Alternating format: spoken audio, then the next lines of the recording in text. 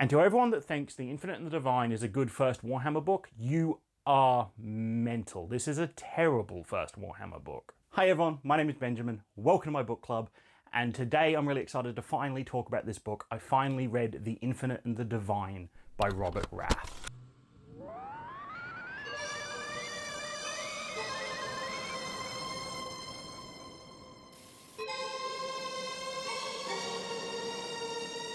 One of the rare Warhammer 40k novels that focuses on the Xeno side of things, the alien side of things, and one that has been getting a lot of acclaim recently. Alright, what is this book about? Well, it's about the Necrons. If you don't know who the Necrons are, I suggest you go check out my Where to Start Reading Warhammer 40,000 video, because despite what some commenters in that video said, I think this would be a terrible book to start your Warhammer journey with. We'll touch on that a bit later. In this book, we focus on two Necrons. ℕ𝕚𝕚 the Infinite, who is a collector who, you know, I can relate to, and ℚ𝕚𝕚 the Diviner, who is a prophet, who is a diviner, who is more interested in learning and science and astrology than he is in, you know, collecting the ways of the past. ℚ𝕚𝕚 is obsessed with the way the Necrons used to be before they were turned into the robotic forms they are now. And he is obsessed with collecting things of history, collecting artifacts, collecting people and items, and storing them in his museum. Like lots of Necrons, ℚ𝕚𝕚 is obsessed with returning to bodily flesh, finding a way to return the souls and the bodies of the Necrontyr to what they were before they were tricked into becoming these immortal, robotic, soulless husks. ℚ𝕚𝕚, however, is more interested in moving beyond that. Why go back to just bodies and flesh when you could become more? Become the energy beings that they know have existed in the past. He wants to know how to take the Necrontyr to the next stage. In this story, they are rivals, they are respected rivals. They kind of respect each other, but they have issues with each other's purposes and each other's goals and each other's means. And then they kind of butt heads when they both become interested in the same artifact for slightly different reasons. ℚ𝕚𝕚 obviously wants to keep it and store it, and perhaps it'll help him figure out a way to return to flesh one day. ℚ𝕚𝕚 thinks it might be a way to unlock greater secrets of the universe, perhaps to even move to that next transcendent level of existence that he's looking for. And this story of them following the clues about this artifact and trying to find where it leads them takes place over millennia, over thousands and thousands and thousands, tens of thousands, hundreds of thousands of years, which takes advantage of the immortality and the unchanging nature of the Necrons. Jumping into the things I enjoyed about this book, first off, I am officially a convert. When Games Workshop first kind of revamped the Necrons, when I started playing and reading Warhammer years and years and years and years ago, the Necrons were kind of just these, you know, soulless husk automata robots. Used to be people, now they're robots, they've got no personalities, and they're just this endless iron tide that comes against you. And I loved that. I thought that was really interesting, and when they became this sort of pseudo-Egyptian dynasties thing, with some of them kind of having personalities and some of them not, I was iffy. And I've kind of stayed clear of the Necrons ever since, even though their models are fantastic. Their lore, the new lore wasn't super interesting to me, but having read this, I get it completely now. I thought giving the Necrontyr back some personalities was reducing the tragedy of their story, reducing the depression and melancholy of their story and their backstory. But I see here now that having these few members that still have their full personalities, with their memories degrading over time and degrading through the process of soul transference and whatnot, actually makes this just so much sadder, so much more tragic. They get to see and lord over their civilization as they watch companions and friends that they've known for thousands and thousands and thousands of years just fade away, fade into these soulless automata. They get to watch as their entire culture ceases to exist. And it's much, much better than the old lore. I completely agree now, and this book really made me see that. As for the actual characters, they are fantastic. The supporting cast are fine, but the main stars, ℚ𝕚𝕚 and ℚ𝕚𝕚, are just absolutely fantastic. They're a great take on this sort of, you know, frenemy rivalry sort of trope, where even in the parts where it seemed like they kind of hate each other, there is a begrudging respect there. They play off each other really well, and over the course of the book, the the antics that the two of them get up to try and foil one another are really, really interesting. People describe this book to me as like a buddy cop movie, which I think is completely wrong. I think most people that have suggested this book to me have done so with some really strange recommendations. This isn't a buddy cop movie. This isn't ℕ𝕚𝕚𝕚 and ℚ𝕚𝕚 traveling the universe together, solving crimes or whatnot. They both want the same thing and are kind of at odds for the majority of the storyline, and the way that they combat each other is really interesting, and the dialogue between the two of them is fantastic. It's a really unique insight into the sort of consciousness that survives after thousands and thousands of years. Some of the stuff I really love is, because time is so meaningless to them, they'll be standing at a window having a talk, and then one of them will ask another a particularly poignant question. They'll take a moment to think about that. And then a few days later, they'll respond. They're both just standing there staring off into the distance for that entire time because, if you've lived for hundreds of thousands of years, then what's a couple days? It's nothing. And speaking of the time, it's not a time travel story here, but it does play with premonitions and with divinations, and it does so in a really clever way, kind of not in an unexpected way.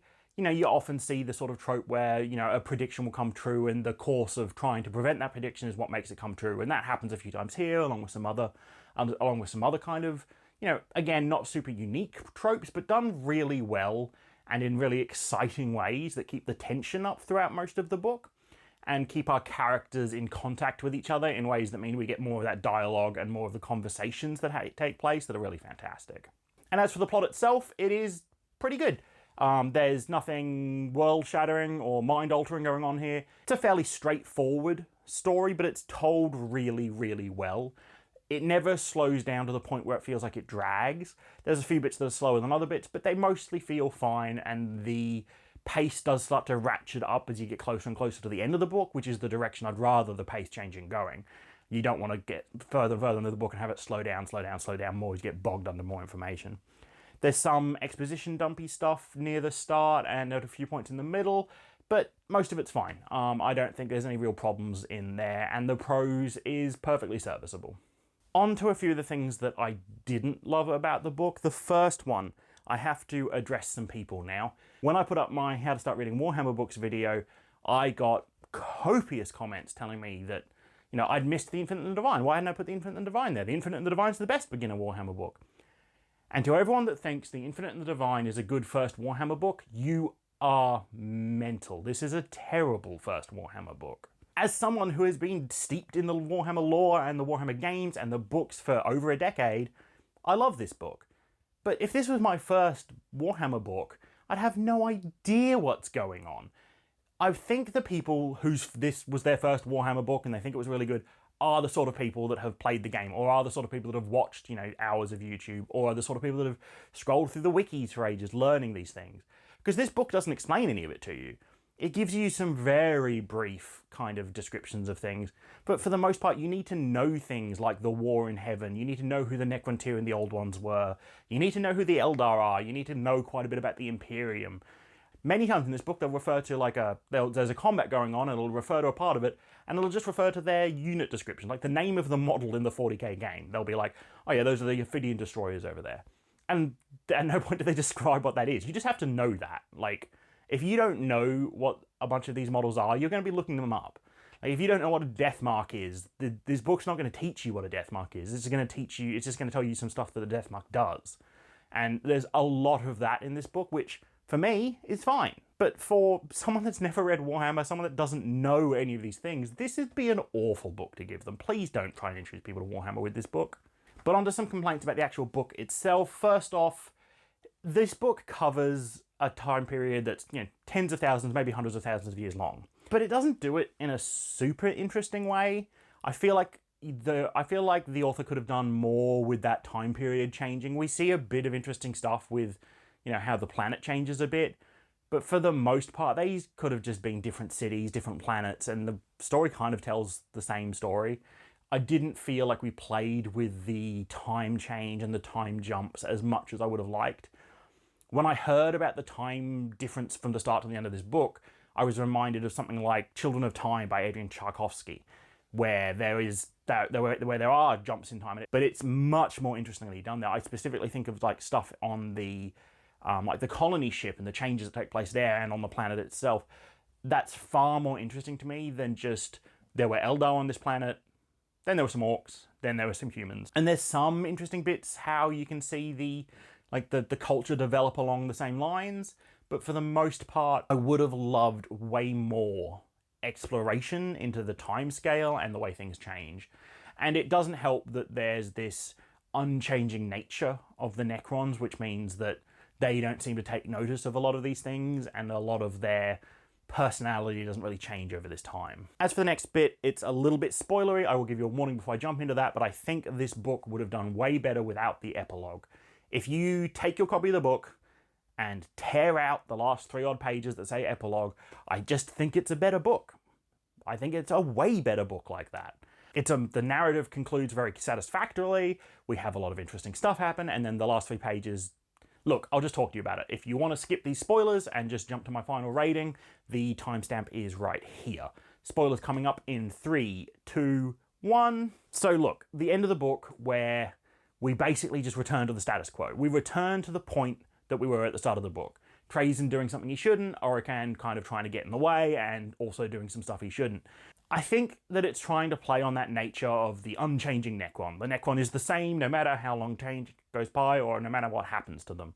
But in the book, in the narrative, we saw character development. ╬𝕤𝕦 change. ╤𝕬𝕠𝕟𝕟 saw where he went wrong. ╬𝕤𝕦 saw where he went wrong. And they changed as people. They grew to respect each other a bit. And yeah, they had character development. And then in the last 3 pages of the epilogue, we just toss it all out the window. And there's maybe in-law reasons for it, but it just screams of that Games Workshop Black Library thing where, like, especially the newer Black Library authors are told that, you know, they can't really make any big changes to the universe. They can't make changes to the storyline and the lore of Warhammer in any meaningful way. The way this book concludes, if Games Workshop decides they want ╬𝕤𝕦 and ╤𝕬𝕠𝕟𝕟 to be stars of their next, like, big supplement mission pack, then they don't really need to worry at all about Infinite the Divine. Nothing that happened here really affects anything in the major universe. You can just do the next story with ╤𝕬𝕠𝕟𝕟 and ╬𝕤𝕦, or either or, without referencing anything that goes on here. And it just doesn't matter. And I want to finish a book and feel like things have progressed, feel like we've gone somewhere, and not just reversed back to the first page. Maybe if it was a normal book and not a Warhammer book, because I've seen this in so many Warhammer books and in so many just like normal IP books, where it's very clear that the task is write an interesting book, but make sure that nothing major happens in it so we can ignore it going forward if we need to. And it's just very disappointing. Honestly, I kind of just wish that someone had told me not to read the epilogue. The epilogue drops it like a full grade for me, like at least. And while I'm talking about spoiler stuff, this is a very minor one, but ╬𝕤𝕦 does his collection thing, you know, where he's gone around the universe collecting things, and he stores them in stasis crystals, basically Pokeballs, and then he uses some a few times throughout the book, and a couple of the times are fantastic. The Gene Stealer thing, and then the time jump in the Gene Stealer cult, that's amazing. That's probably my favourite thing in the whole book. But for the most part, I wish ╬𝕤𝕦 used more interesting Pokemon, you know? Using the Exodite Eldar, that's fantastic. But, like, we know ╬𝕤𝕦 has much more interesting people. He's just come from the fall of Cadia. ╬𝕤𝕦 has, you know, Space Marines, Custodes, really cool Cadians. He has really cool Eldar. He's got really cool Orcs. He's got heaps of really cool things. But the only ones he uses in this one are the ones he catches in this book. So, again, it's like this self-contained thing, where, you know, you can't have him drop Creed into this battle because we're going to use Creed again someday, so ╬𝕤𝕦 can't do that here. And it just feels like, you know, he's got so many more things, it would have been cool to see some more impactful Pokemon. Anyway, final thoughts. Welcome back if you skipped the spoiler section.